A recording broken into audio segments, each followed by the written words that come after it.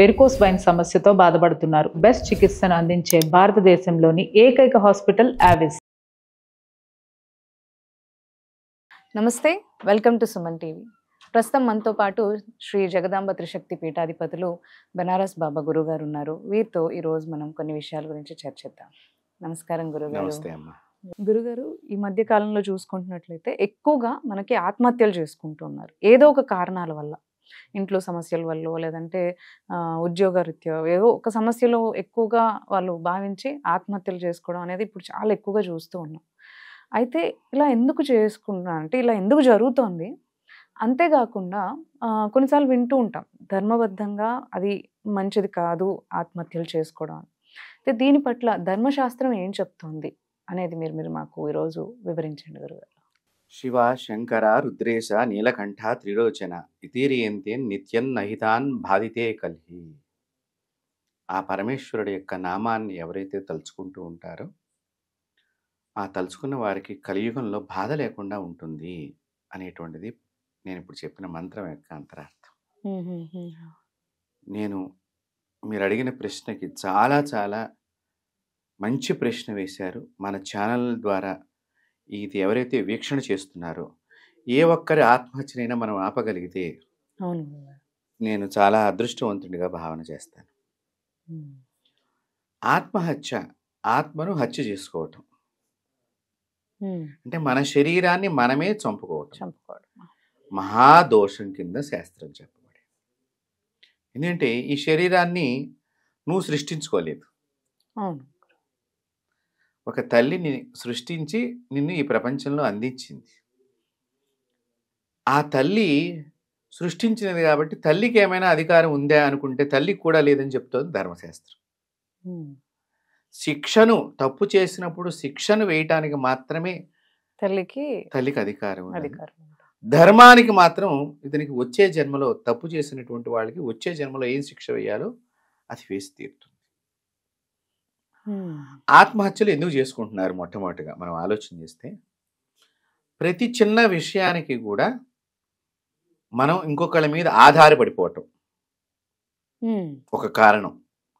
రెండవది ఆవేశపూరితమైనటువంటి వాటినన్నిటినీ నిరంతరము వీక్షణ చేయటం. మీరు బాగా ఆలోచన చెయ్యండి. లేదా కూర్చోబెట్టేది ఒకటి ఆడుతూ ఉండేవాళ్ళు, అదను మహా అయితే చింతపిక్కల్లాంటి బాగా పూర్వానికి పెడితే, ఇంకా తర్వాత కాలంలో ఏదో అంత్యాక్షరిలోనూ రకరకాలుగా ఆడవాళ్ళకి మగవాళ్ళు ఈ ఖోఖో ఆడటం, వాలీబాల్ ఆడటం, త్రోబాల్ ఆడటం, ఇట్లాంటివన్నీ.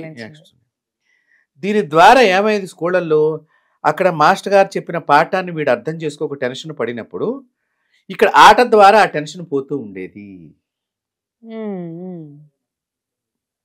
అందుకనే మనకి ఇక్కడ పర్ఫెక్ట్గా ఏమని చెప్పారంటే ప్రతి మనిషికి అన్ని అవసరము, ఆ అవసరాలన్నీ కూడా గీత దాటకుండా ఉన్నంత వరకు చాలా మంచిది ఆ మనిషికి.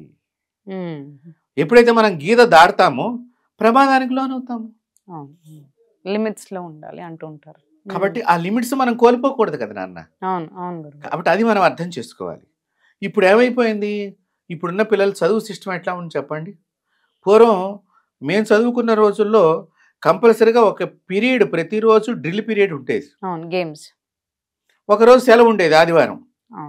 మధ్యలో ఒక రోజు డ్రిల్ పీరియడ్ లేకుండా ఏదో ఎక్స్ట్రా క్యారెక్టర్ సంబంధించినటువంటిది ఒక పీరియడ్గా పెట్టేవాళ్ళు. అదేదో రైటింగ్ అనో లేకపోతే ఇంకోదో క్వశ్చన్స్ అండ్ ఆన్సర్స్ ఎవరు బాగా చెప్తారనో అట్లాగా మనిషిని మెదడులో తెలివితేటలు కలిగించడం అలాంటివి ఉండేవి.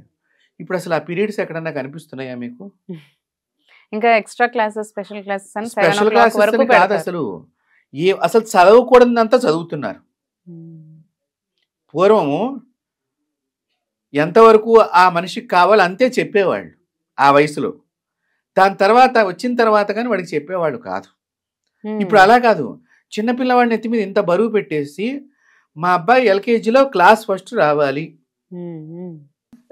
అది రాను రాను పోయిపోయి స్కూల్ ఫస్ట్ రావాలి, తర్వాత జిల్లా ఫస్ట్ రావాలి, స్టేట్ ఫస్ట్, ఇక వరల్డ్ ఫస్ట్ రావాలి. ఇప్పుడు ఆ ప్రెషర్ ఎక్కువైపోయింది.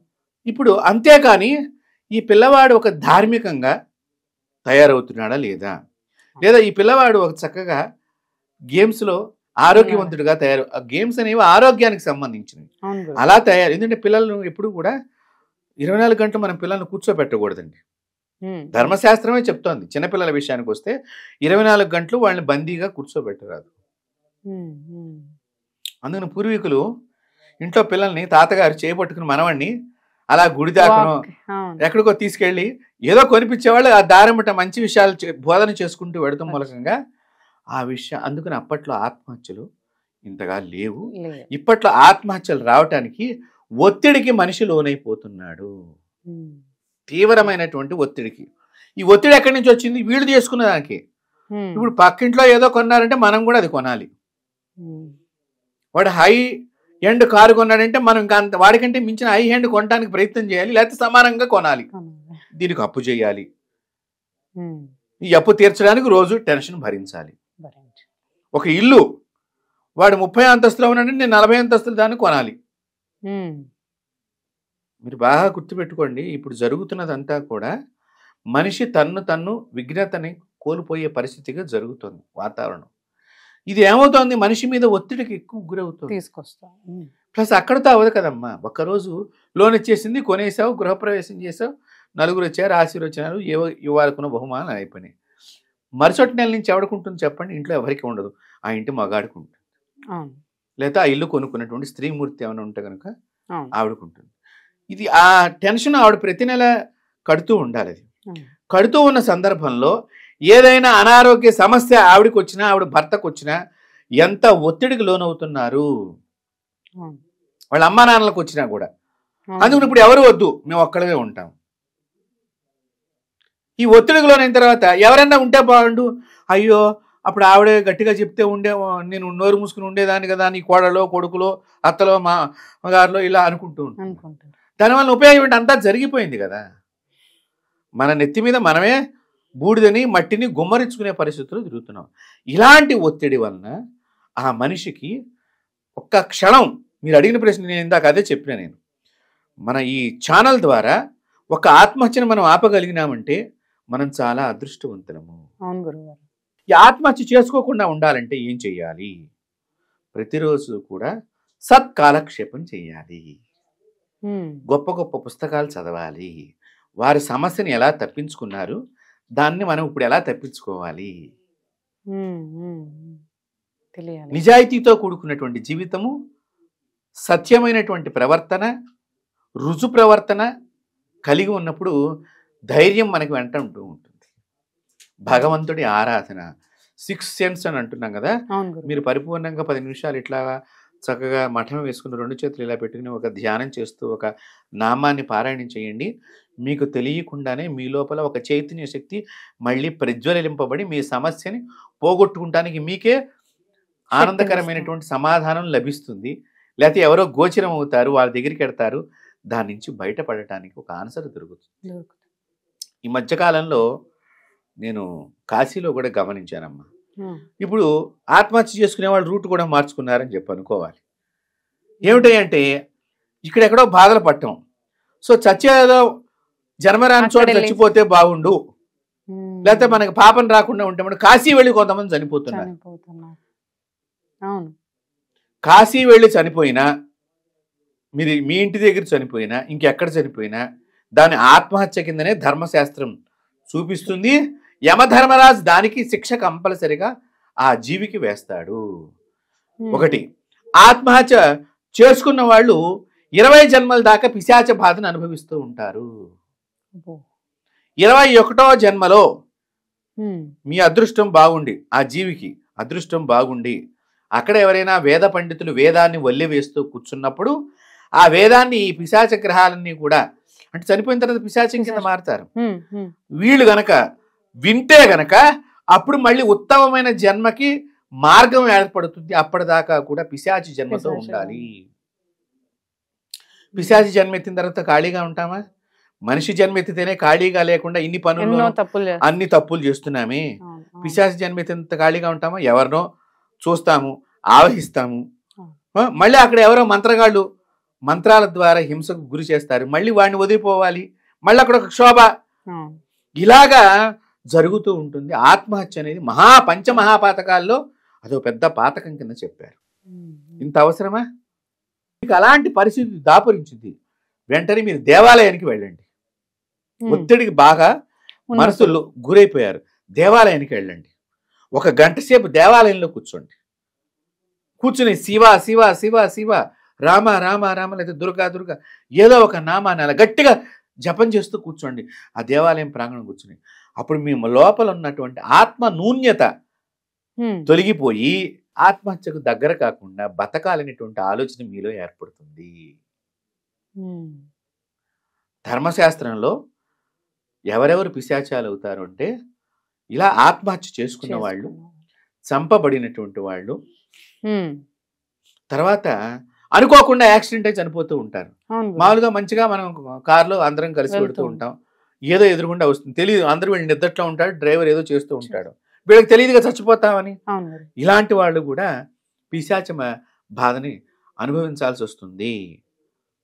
అందుకని ఇలాంటి ఆత్మహత్యలు మీ ఇళ్లలో జరుగుతున్నాయి అంటే, గతంలో ఆ ఇంట్లో వాళ్ళు ఎవరినో బాగా మానసిక క్షోభకు గురి చేసి ఉండాలి.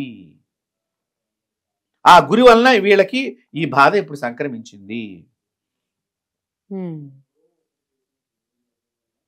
కాబట్టి ఇలాంటివి పోవాలి అంటే గనక ఇంట్లో ఉదక శాంతి చేయించుకున్నట్లయితే కొంత ఇలాంటి భావనలు తగ్గిపోతూ ఉంటాయి.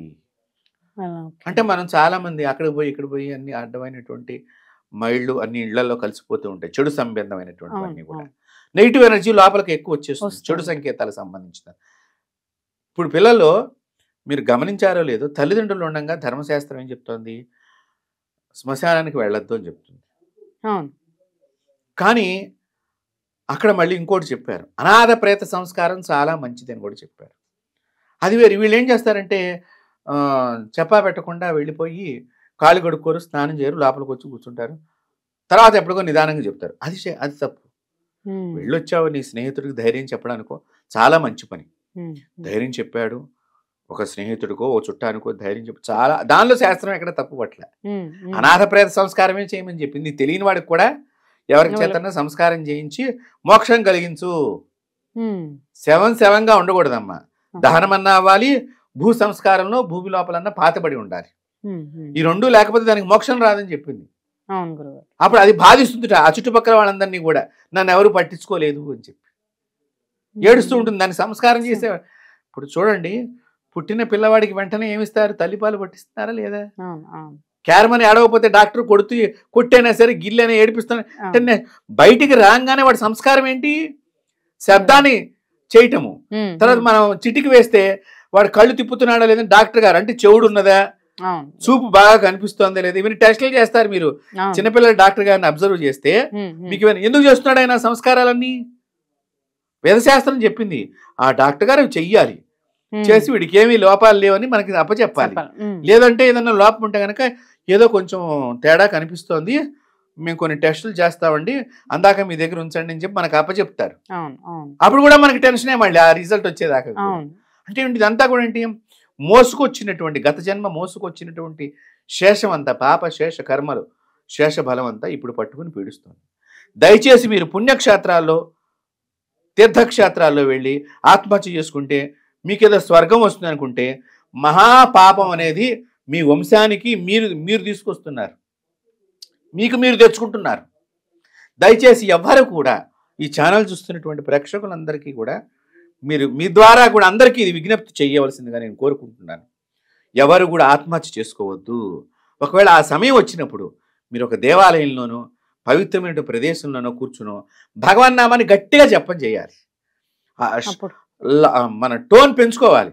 ఎందుకు ఈ ఆలోచన మస్తిష్కం నుంచి ఆలోచన పోవాలంటే మనం కొంచెం గట్టిగా మనం ఆ దేవుడిని ప్రార్థన చేయటం అనమాట. గట్టిగా చేసినప్పుడు ఏంటి అంత గట్టిగా చేస్తున్నావు, ఏమైనా ఉందా అని ఎవరిని వచ్చాడినప్పుడు కాస్త మనకి భుజం మీద చేయి వేసి వాళ్ళు మాట్లాడినప్పుడు కొంచెం ఆ ఒక్క 5 నిమిషాలు వాడిని ఆపగలిగితే నెక్స్ట్ వాడి టైం మారిపోతుంది, బతకాలని ఆలోచన క్రియేట్ అవుతుంది. అందుకనే ధర్మశాస్త్రాలు ఎప్పుడు కూడా సత్కాలక్షేపాన్ని చేయమన్నాయి. వయసుకు తగ్గ ఆలోచనలు వస్తూ ఉంటాయి, అవి కామన్గా జరిగిపోతూ ఉంటాయి. కానీ ప్రతి వయసులోనూ సత్కాలక్షేపం చేస్తూ ఉండు.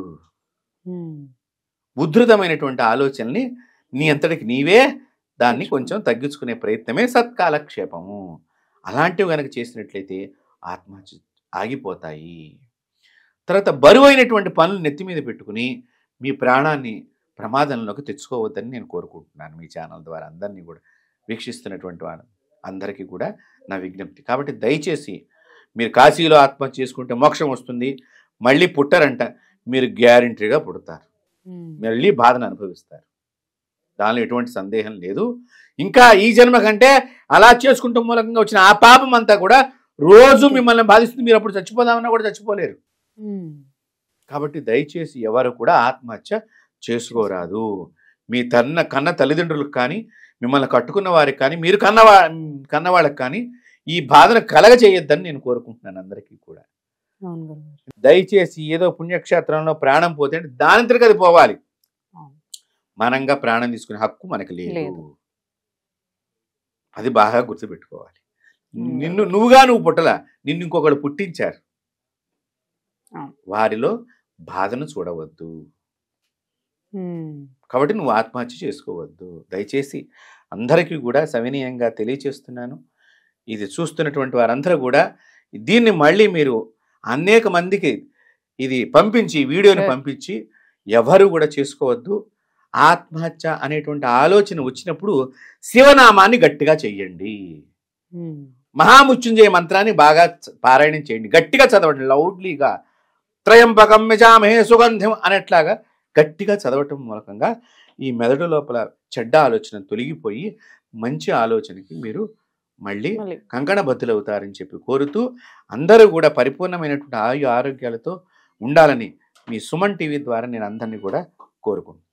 ధన్యవాదాలు గురుగారు, చాలా చక్కగా చెప్పారు. అన్నీ కూడా అందరికీ తెలిసే విధంగా దీని ద్వారా మీరు అన్నట్టు ఒక్కరినన్నా మనం ఆపగలిగితే చాలా మంచి విషయం, ముఖ్యం కూడా మనకి. అవును గురుగారు, ధన్యవాదాలు.